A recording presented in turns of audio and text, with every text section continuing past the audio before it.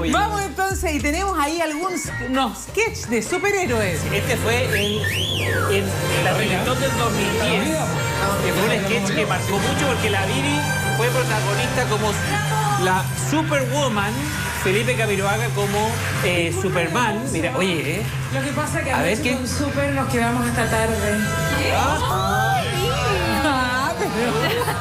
Robert, ¿ya está en su vida? Tenemos que solucionar un problemita. Ah, miércoles. ¿Cómo puede tener algún problema? ¿No es el hombre de acero?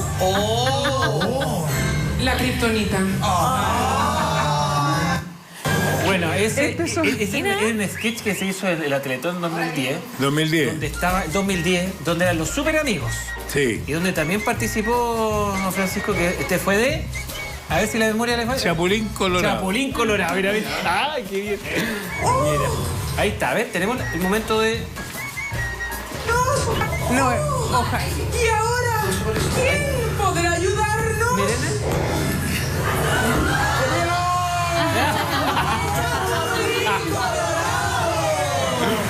¡No contaba con mi astucia!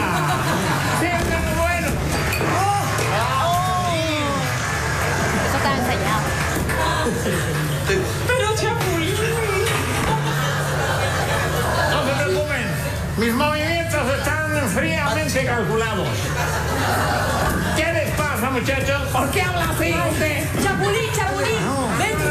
¡Ah, le está resfriado! 18. Ahora sí. Mami, chica, explícale qué nos pasa. Chapulín, ven para acá que yo te voy a explicártelo todo. Cuidado, que se me paran las antenitas. Y conmigo se te paran las Que me destruyen. Mucha gente piensa a lo mejor que disfrazarse o cambiar es una cosa que te complica, es algo que, ¿cómo le podríamos explicar a la gente lo que significa cuando uno está en la Teletón y quiere ponerle todo el empeño desde todos los puntos de vista? Claro, y en general, y también relacionado un poco con el tiempo, uno fue haciendo diferentes cosas en la televisión, porque también los movimientos corporales se lo permitían.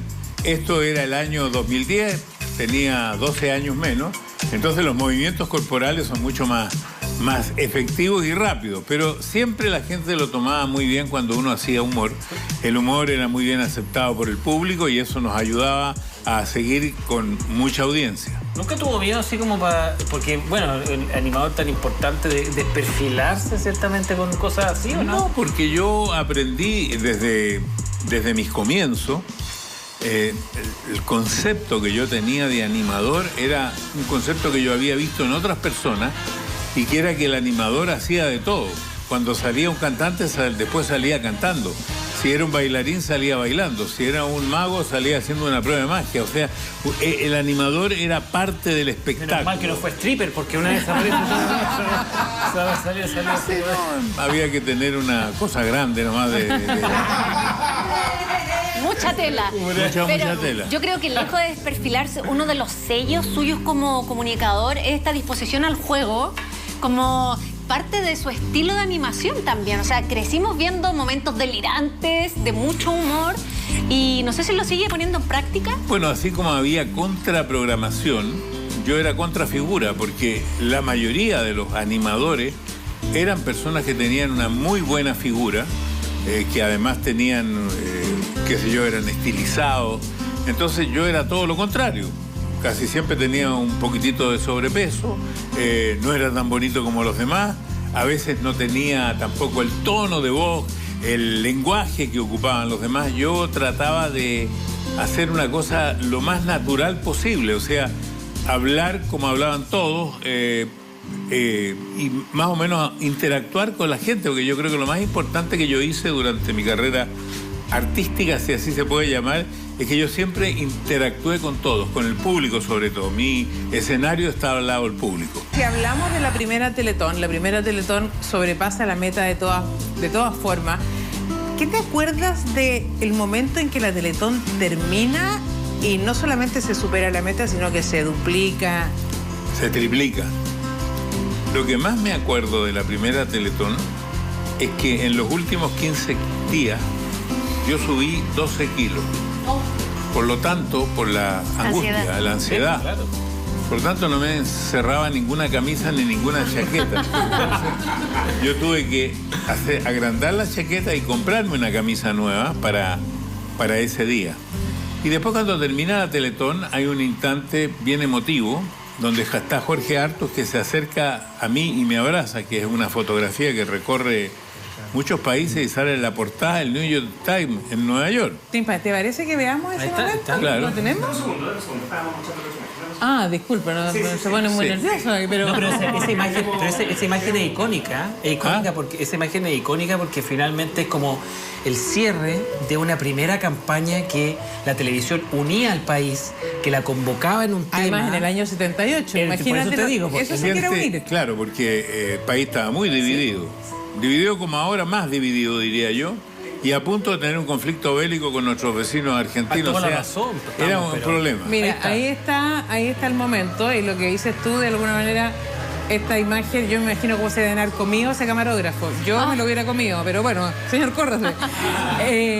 Lo importante, esta cosa cuando dices tú que esto sale en el New York Times, a lo mejor la gente ni siquiera sabe lo que puede, pero llegar a estar en la portada del New York Times es algo increíble. No, claro, uno de los diarios más importantes del mundo.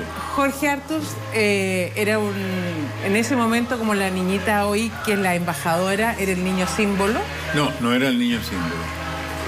Había otro niño símbolo.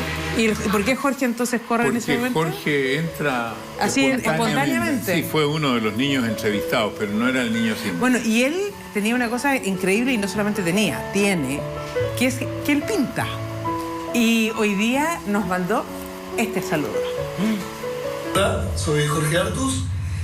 Soy uno de los miles de personas beneficiadas por la rehabilitación de Teletón.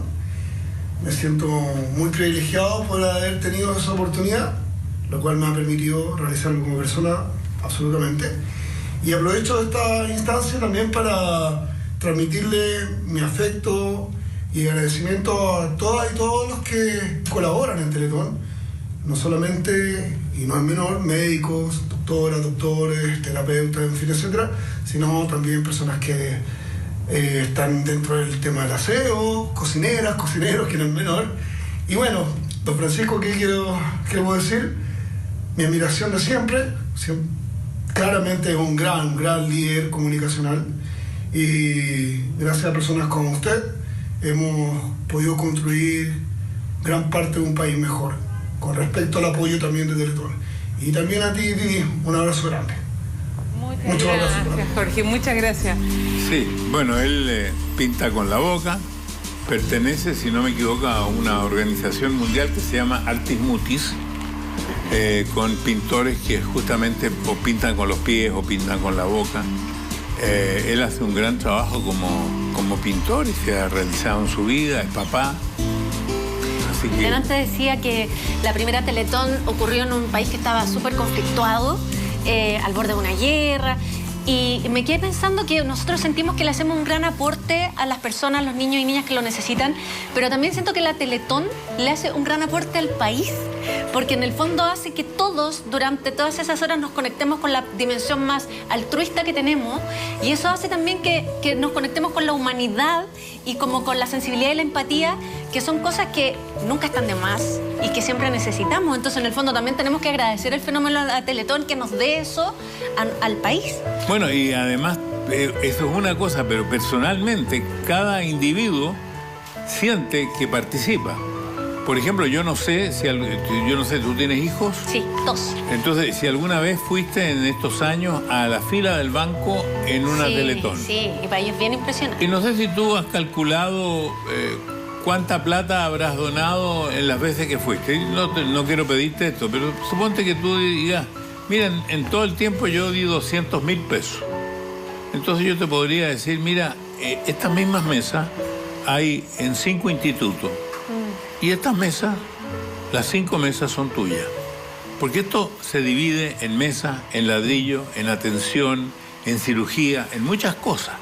Eso es un trabajo solidario. Porque cada año van a la cuenta 24.500-03, o virtualmente o presencialmente, sobre 3.300.000 personas, que se calcula que son 3.300.000 familias.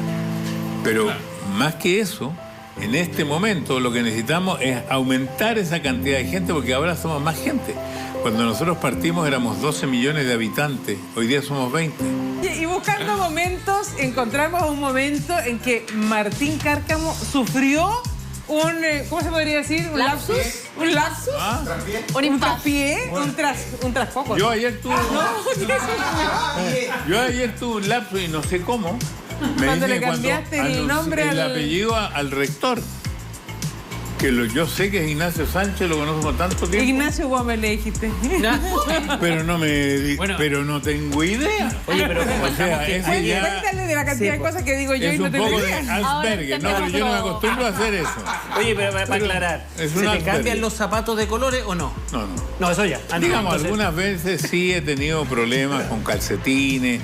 Por ejemplo, ahora último, una cosa nueva, que me abrocho mal la camisa y entonces me sobra un lado y me falta el otro. Y me doy cuenta, pero después de 8 horas, 7 horas, cuando a veces mi señora, otro me dice, parece que tienes mala brocha. Claro que sí. Es un asunto familiar, don Francisco. Quiero que sepa que el ADN, nosotros lo vemos a diario acá eso no sé. Yo me pongo las cosas al revés. Y quizás los dos somos distraídos, a lo mejor eso es. Sí. Pues yo soy sumamente distraído. Jamás lo hubiésemos pensado en todo caso. Veamos entonces qué fue lo que le pasó a Martín Cárcamo. Mira. Ay, ¿Es de ¿verdad? Cárcamo? Sí. De Cárcamo. Estaba haciendo de la Yuri. Ay, el Ignacio Sánchez. ¡Ándate, Yuri! ¡Oh! Patinó.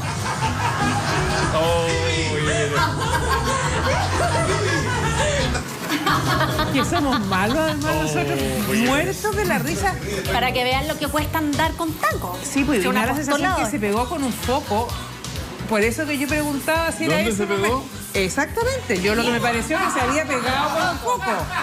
Yo le pregunté si ese era el problema. Mira, ¿veis?